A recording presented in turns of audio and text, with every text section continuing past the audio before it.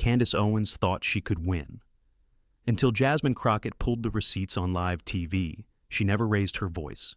She didn't have to, because by the time Jasmine Crockett asked her question, "Didn't you file a racial discrimination complaint in 2007?" the oxygen had already left the room.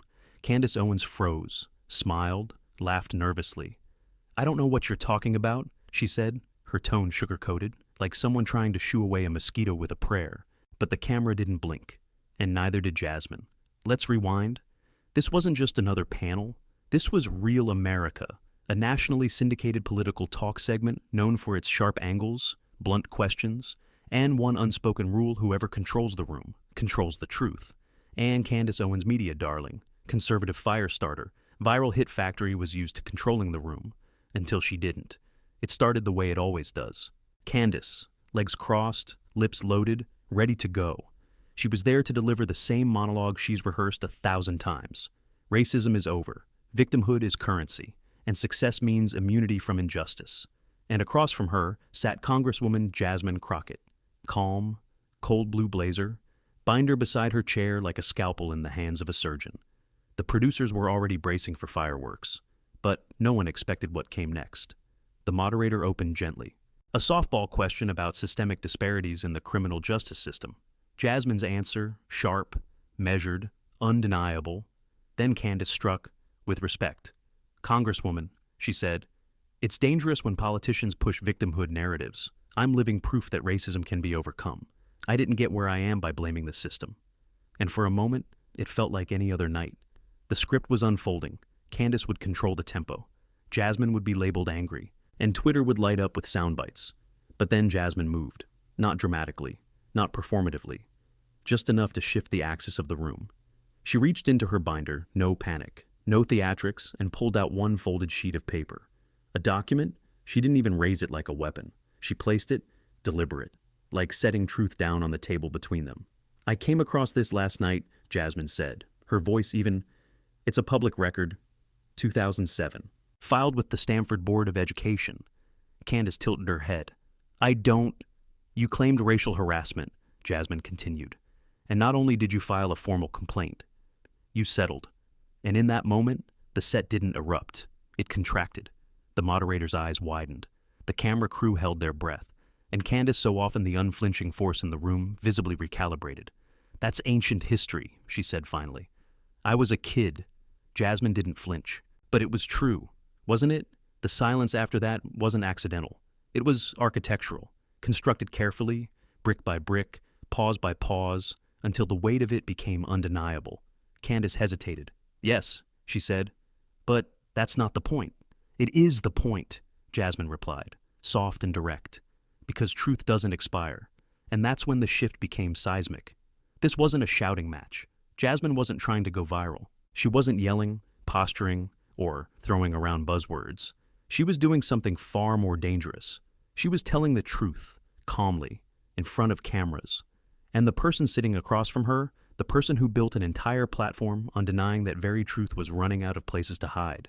Candace reached for her usual fallback data. "Black Americans commit over 50% of violent crimes," she said. "Despite being only 13% of the population, that's not emotion. That's FBI data." And Jasmine turned to her.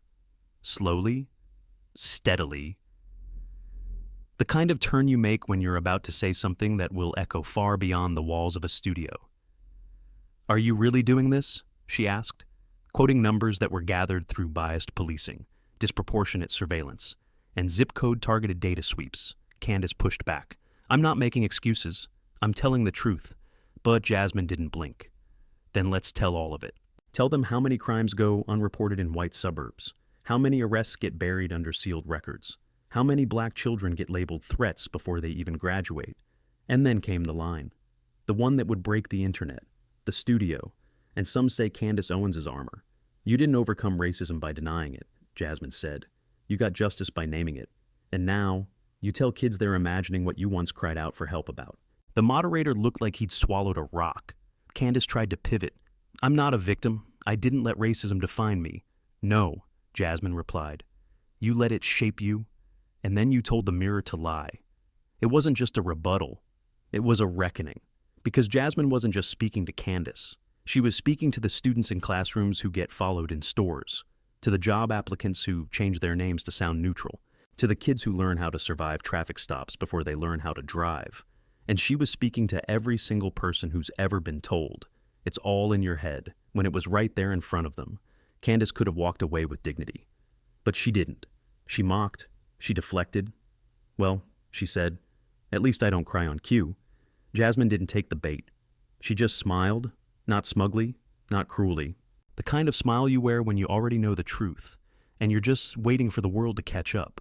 "I never asked for sympathy," she said, "just accountability." And in that moment, the cameras caught something rare, a woman who didn't just defend her truth. She held it up, steady, unshakable, and let everyone else decide whether or not they were brave enough to look. It wasn't the kind of moment you walk away from. Not for Candace, not for the people watching, and definitely not for the room, which had just realized something no lighting rig or talking point could cover. The truth had entered, and it wasn't leaving. As the moderator stammered a line about shifting to policy discussion, Jasmine Crockett sat still, one hand resting on her binder, the other folded in her lap, her voice calm, but no longer quiet. Because something had shifted not just on set, but in the way people were listening. You could almost hear the internet getting louder. Clip editors scrambling, producers whispering to assistants, "Clip that timestamp, make it fast," hashtags forming before the next sentence finished. But Jasmine didn't feed it. She didn't raise her voice. She simply turned toward Candace, once more, and said, "You didn't walk through the fire to pretend it wasn't hot." And with that, part one ended. But the reckoning, that was only beginning. Candace tried to regroup. You could see it, the small inhale, the micro adjustment of her microphone, the forced reset. She leaned forward, lifted her chin, and aimed for familiar ground. "I'm not here to play the oppression Olympics," she said, voice sharpened. "I'm here to talk solutions. What we teach our kids matters, and teaching them they're victims is not empowerment, it's sabotage." There it was, the pivot, the performance, the polished monologue that made her a conservative superstar.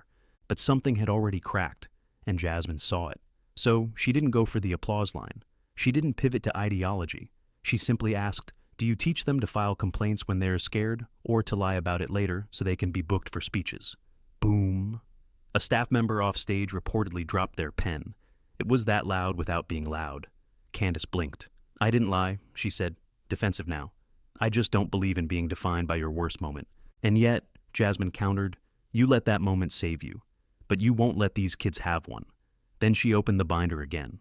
But this time, she didn't pull out a document.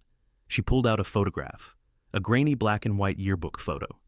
Candace Owens, 17 years old, seated in a library.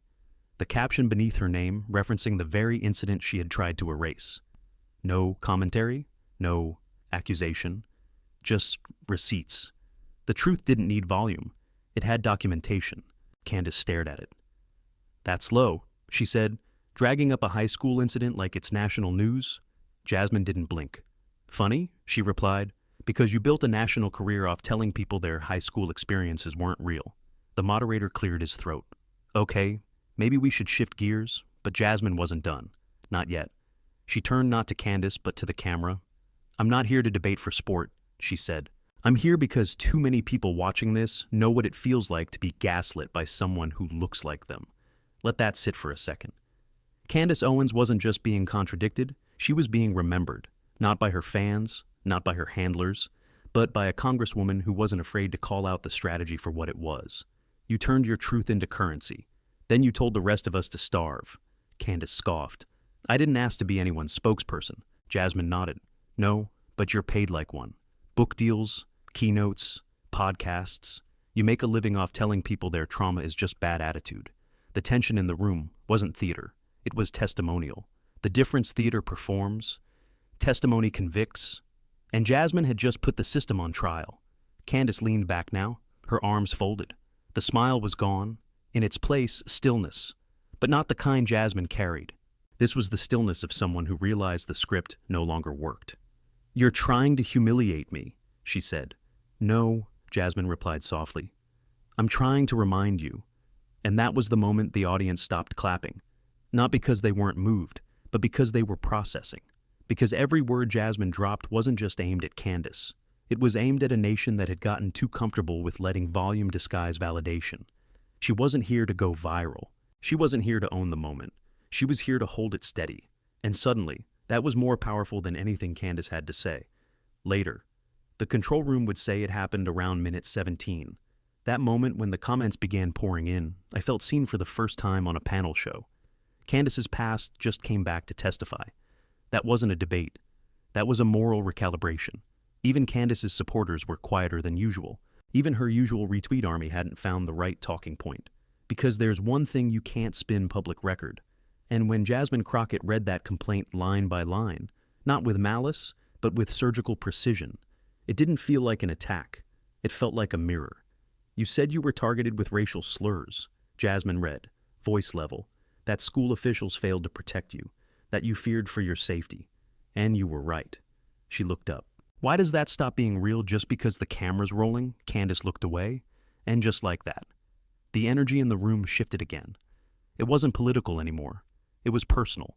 Because what Jasmine had just done wasn't a gotcha.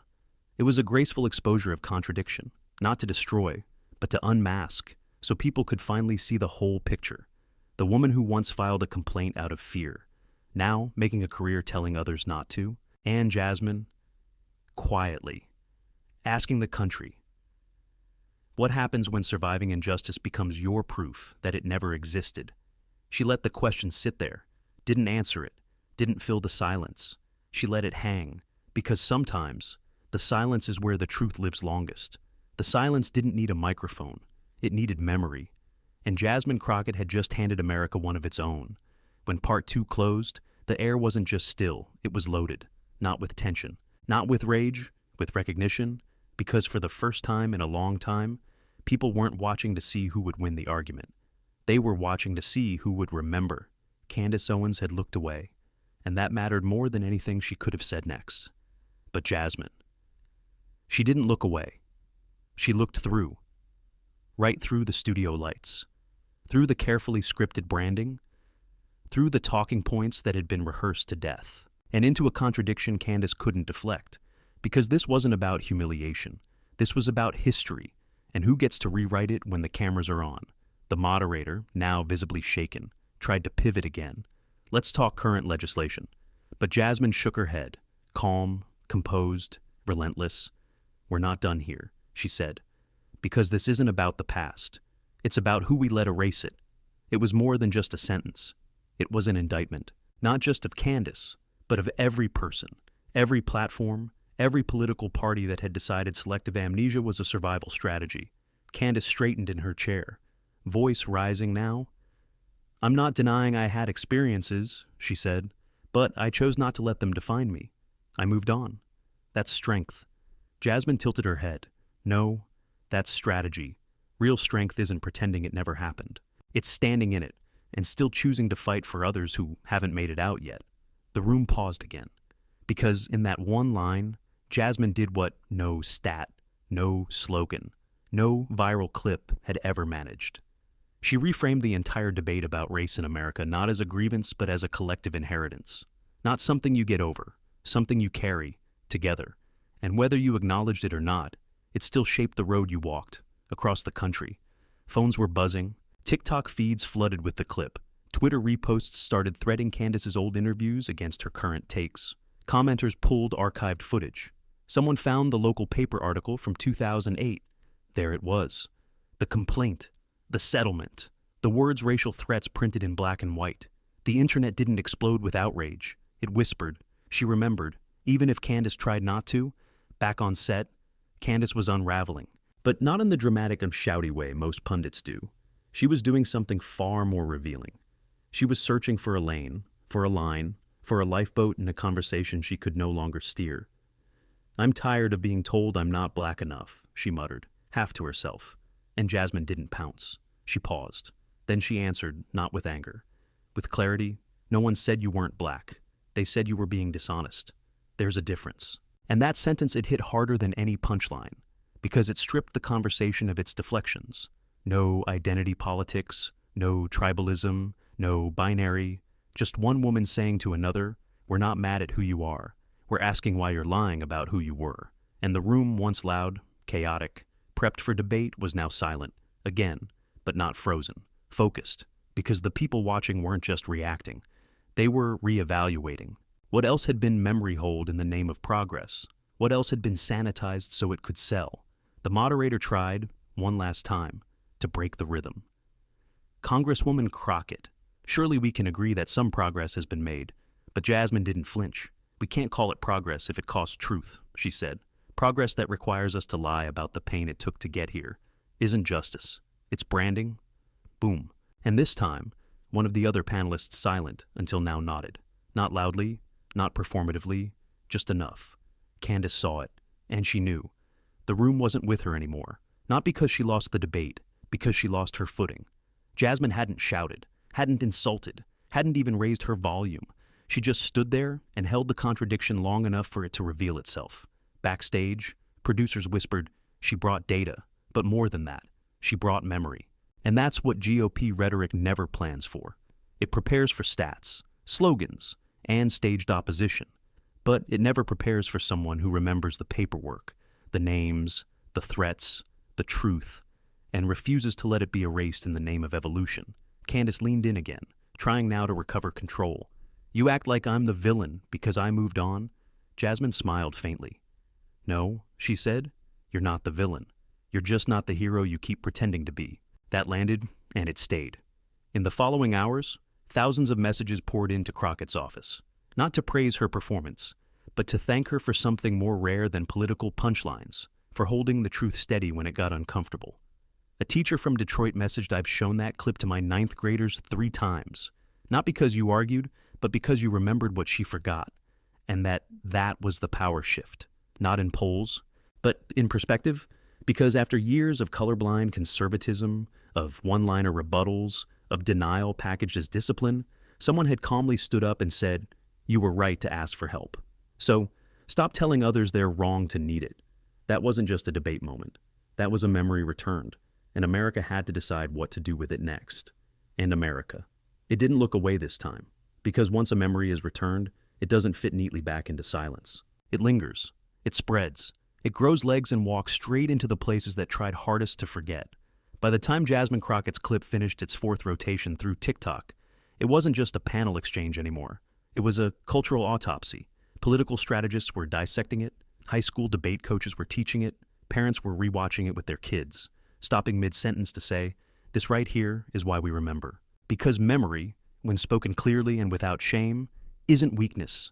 It's proof of survival. And Jasmine Crockett had just reminded a nation that survival isn't the same as denial. On Capitol Hill, the ripple effect began almost immediately. A handful of GOP staffers privately admitted the clip had landed harder than expected. Journalists stopped treating it like a viral moment and started referring to it as a shift. Not a headline, not a scandal, but a turning. Because when a woman stands in her truth so calmly that the other side can't even remember their script, that's not a takedown, it's a realignment. And that's exactly what was unfolding. Candace, meanwhile, wasn't waiting. She was already trying to patch the leak. A statement was posted across all her platforms by midnight. Yes, I experienced racism, but I chose not to let it define me. The left wants pain to be a personality. I chose power instead. It sounded strong. Until you read the comments, you filed a complaint. That was power.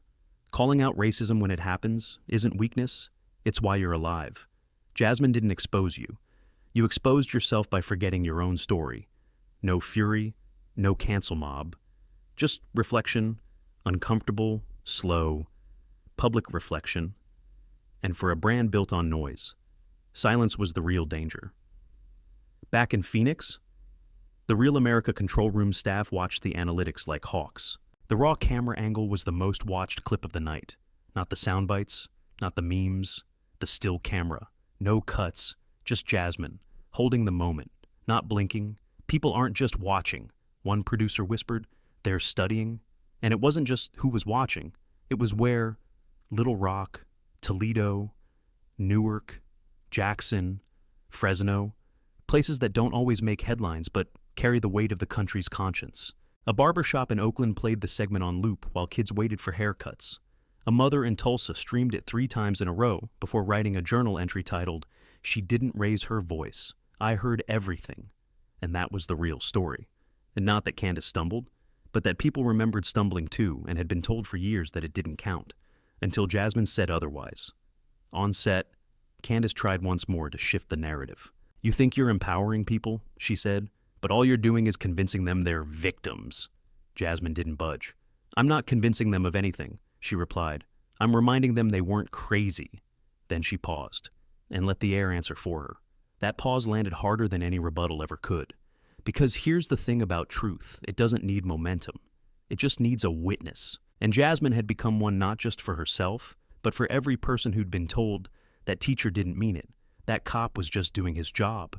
It's not racism, it's coincidence.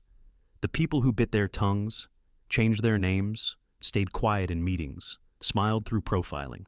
Jasmine didn't bring their pain to TV. She brought its receipt. Then came the moment the audience would never forget. Candace, frustrated, flustered, pulled the oldest conservative defense in the playbook. "You just need racism to keep your career going." And Jasmine. She didn't laugh. She didn't smirk. She turned full face to camera and said, "I didn't get elected by telling people they were broken. I got elected by reminding them they deserved better." You could feel it. The chair creaks. The camera operator leaning in. The whisper from a studio tech offset. She's not playing. She's preaching. Not religion. Reckoning. By now, Candace wasn't trying to win. She was trying to survive the segment. She threw the last jab. "At least I don't cry on cue." And Jasmine, without missing a breath, replied, "I never asked for sympathy. I asked for accountability." The room frozen. Because when someone's that grounded, even your best insults start sounding like confessions. Behind the scenes, a network assistant drafted a memo to senior producers. Subject line: "This wasn't just a clash, it was a cultural mirror." In a post-show huddle, the executive producer said what the internet had already begun. Echoing Candace brought volume. Jasmine brought the receipts. But that wasn't the punchline. Because the internet doesn't stay stunned forever. It spreads. And by morning, the reckoning had reached places that didn't even watch the show. A community college sociology class in Atlanta built a whole lesson plan around the exchange. A church youth leader in Chicago played the clip during service. A single mother in Memphis texted it to her teenage son with 6 words: "This is what truth sounds like." In the halls of power, it wasn't laughter that followed Jasmine Crockett's performance. It was calls. Members of Congress who'd stayed silent on similar issues suddenly found new language. A senator from Michigan sent an email to their staff with the subject, "Rewatch this twice." Even a Republican aide whispered to a Hill reporter, "I don't agree with her politics." But she didn't flinch. And that matters. Because in the end, it wasn't just about what Jasmine said. It was about how she said it. Still, precise, without apology, without escalation, and most of all, without needing anyone else to confirm that what she remembered actually happened, and that shook something deeper than political loyalty. It shook the very foundation of a culture built on forgetting, and dared it to remember instead. And once a culture starts remembering, it can't go back to pretending. That was the weight hanging in the air after Jasmine Crockett's words. Not just in the studio, not just on set, but in homes and classrooms and courtrooms across the country. Because when a woman says, "I didn't ask for sympathy, I asked for accountability," and then sits still while the truth lands without tremble, that's not a moment. That's a mirror. And now, people couldn't unsee what they'd seen. By sunrise, the segment had become something else entirely. It wasn't just viral, it was evidence. Evidence that truth doesn't need rage to be revolutionary. That quiet can be sharper than fire. That Jasmine Crockett didn't just expose Candace Owens, she exposed the cost of performative forgetting. The clip flooded feeds. Not because of volume, but because of contradiction. Because you don't get to build your brand on the denial of racism when your first national act was filing a complaint that said, "They targeted me because I was black." And you especially don't get to erase that and call it growth. You can pivot policy, but you can't pivot proof. Candace Owens knew it. By midday, she was no longer leading the conversation. She was chasing it. Her team issued a follow-up statement across her platforms. Growth means letting go of pain narratives. I overcame what happened to me by refusing to be a victim. That's called strength, not shame. But it didn't land. Not this time. Because the country wasn't asking why she moved on. It was asking why she burned the bridge behind her so no one else could cross. And worse, the receipts were still pouring in. Old interviews, archived press clippings, court filings, first-hand accounts from former classmates. all pointing to the same truth Jasmine had calmly laid down on live TV. Candace didn't overcome racism by ignoring it. She overcame it by confronting it. And now she's telling others that doing the same is weakness. That's not evolution, that's erasure. And people knew the difference. The shift was visible in real time. Comment sections under Candace's podcast went from echo chambers to interrogations. Why deny the road you once walked? Your story mattered until it stopped serving your brand. It's not about dragging you, it's about what you're dragging behind you and calling it truth. Candace responded, the only way she knew how, she dropped a new podcast episode titled The Victimhood Economy within 36 hours. The intro music thundered, her voice sharp, polished, and scripted. This week, she said, the left has tried to use my past against me, as if surviving racism disqualifies me from telling others how to beat it. But there was a problem. The comments came in faster than the likes. And for every loyal supporter who chimed in with facts or you crushed it, there were 10 others asking, why did it take Jasmine Crockett for you to admit what happened? You keep saying you survived, but now you mock others who are still trying to. Even conservative influencers began treading carefully, not abandoning her, but pausing. And for someone who built an empire on never blinking first, that pause was a rupture. Meanwhile, Jasmine Crockett did nothing. No press tour, no tweet storm, no microphone victory lap.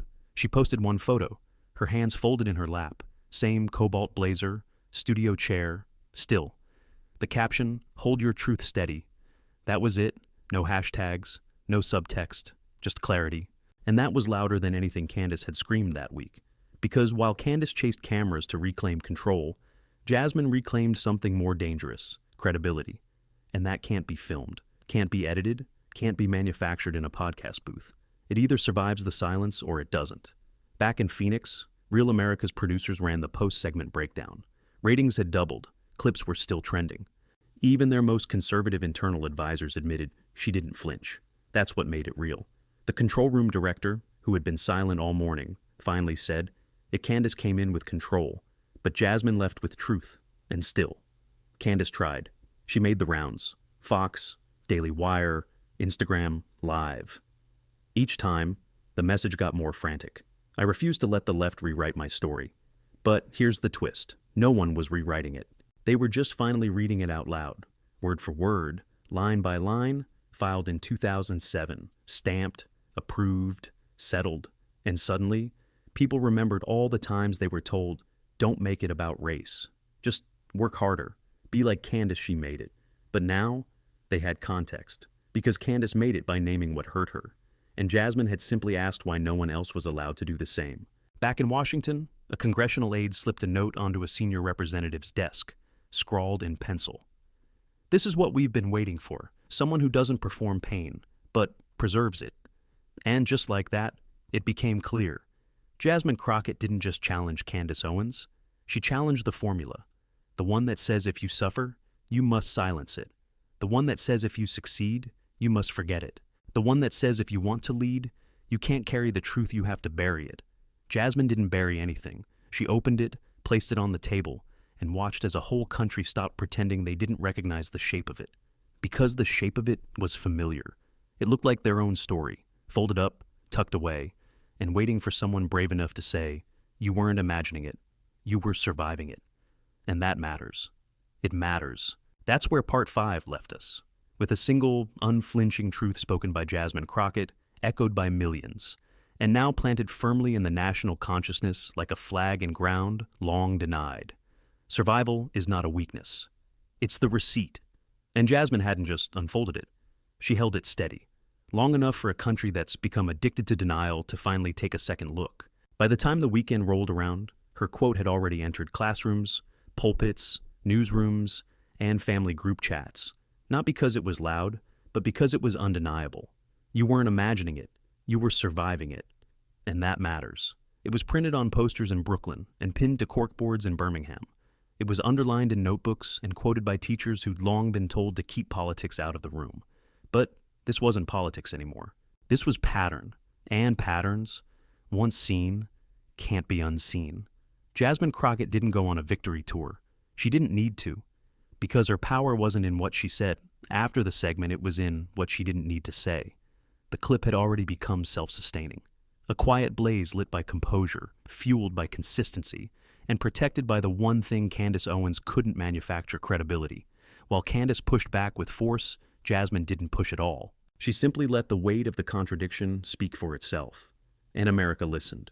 In churches across the South that Sunday, pastors quoted Jasmine's lines from the pulpit, not for drama, for deliverance. One in Montgomery said, "The world will try to convince you that if you made it through, it wasn't that bad. But survival doesn't mean it wasn't real." Sister Crockett reminded us there's power in remembering what almost broke you. Meanwhile, in Candace's world, the spiral continued. Every attempt to spin the moment only pulled her deeper into it. She tweeted, "I won't apologize for refusing to live in the past." And the replies flooded in. "You didn't live in the past. You survived it. Why shame others for doing the same?" One former supporter posted, "For years I repeated her message that racism is exaggerated. But this clip with Jasmine, it broke something. Because she didn't yell. She didn't insult. She just remembered. And made the rest of us remember too." In schools, students who'd long been told their experiences were not that serious found new language. A black high schooler in Madison stood during a debate class and said, "I used to think being strong meant acting like nothing happened. But now I know it's the opposite. Being strong is telling the truth even when the room isn't ready to hear it." This wasn't a moment built on outrage. It was built on recognition. Candace Owens had the platform, the followers, the press team, the merch line. But what Jasmine Crockett had was rarer. A voice that didn't bend, a memory that didn't blink, and a truth that didn't ask permission. And here's the part no one saw coming. The impact wasn't partisan. Even conservatives, some quietly, others not, began to shift. Not toward policy, but toward honesty. A young Republican in Georgia posted, "I've followed Candace for years." But Jasmine Crockett didn't come to debate. She came to remember. And something about that felt different, felt real, felt human. You see, it's easy to defend a talking point, harder to defend a lie that used to be your lifeline. That's what shook people. Jasmine didn't destroy Candace. She didn't need to. She just reminded her, and in doing so, reminded everyone else. That's what truth does. It doesn't punch, it doesn't scream, it reveals. And when you've built your career on denial, revelation feels like collapse. But to the rest of us, it feels like clarity. 3 weeks after the segment aired, the dust hadn't settled. It had shifted. Candace's engagement metrics dropped 12%. Jasmine's quote was now printed in civil rights curriculum modules. But more than the numbers, the tone had changed. People stopped saying, "That's just her opinion," and started asking, what did she leave out? A dangerous question for anyone whose power depends on pretending their past never happened. Jasmine, meanwhile, kept walking, not into press junkets or headline tours, but into hearings, into policy rooms, into town halls with constituents who now looked at her, not just as a politician, but as a mirror. Someone who said what many were too scared to admit, that the most radical act in a system built on denial is simply this: to remember out loud. In a final press exchange months later, a journalist asked Jasmine, "Do you think that moment with Candace Owens changed anything long term?" She paused, smiled, then said, "I don't know if it changed everything. But I do know this. Some people saw themselves that night for the first time, and others saw their reflection crack. That's not a debate, that's a beginning." And just like that, it became clear Jasmine Crockett hadn't come to win a debate. She came to reclaim memory, to remind us that pain, when unspoken, festers, but when spoken clearly, calmly, with evidence in hand, it doesn't break the room, it rebuilds it. One breath, one truth, one contradiction exposed at a time. And in the end, she didn't raise her voice. She didn't call names. She didn't need to. Because truth, once returned, does the work all by itself. And that's the part they can't outtalk, can't spin, can't silence. That's the part that stays. Long after the segment ends, long after the hashtags fade, long after the cameras turn off, memory, held steady, spoken clearly, and finally, heard.